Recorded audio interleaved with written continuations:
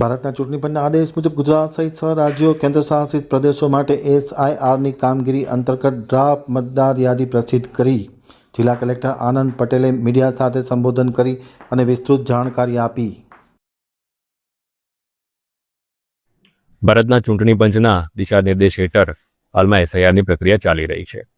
આ SIRની પ્રક્રિયા દરમિયાન આજ રોજ તારીખ 19 ડિસેમ્બર 2025ના રોજ જે ડ્રાફ્ટ રોલ છે એ ડ્રાફ્ટ રોલને પ્રસિદ્ધ કરવામાં આવેલો છે।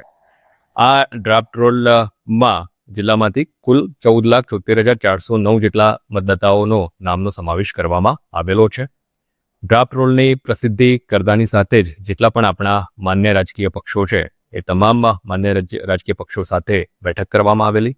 એ બેઠક દરમિયાન સંપૂર્ણ પ્રક્રિયા અને આવનારા સમયમાં પણ જે પ્રક્રિયા હવે કરવા પાત્ર થાય છે એની સમજ આપવામાં આવેલી છે।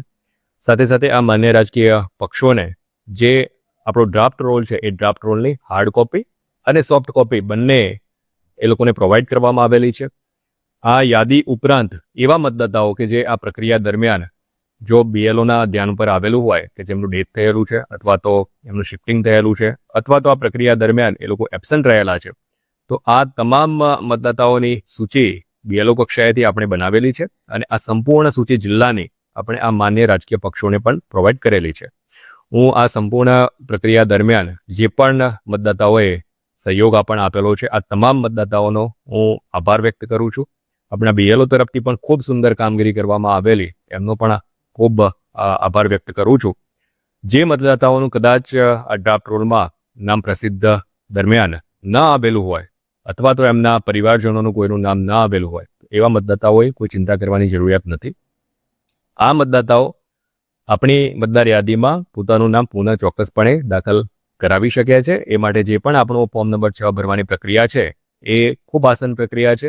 આ પ્રક્રિયાથી ફોર્મ નંબર 6 ભરી સ્થાનિક BLO અથવા તો સ્થાનિક ચૂંટણી તંત્ર અને ઓનલાઈનના માધ્યમથી પણ પોતાનું ફોર્મ નંબર 6 ભરી અથવા પોતાના પરિવારજનો કે જેમનું નામ કદાચ મતદાર યાદીના ડ્રાફ્ટમાં નથી પ્રસિદ્ધ થયેલું તો એ લોકો ચોક્કસપણે આ પ્રક્રિયા કરી પોતાનું નામ પુનઃ દાખલ કરી શકે છે।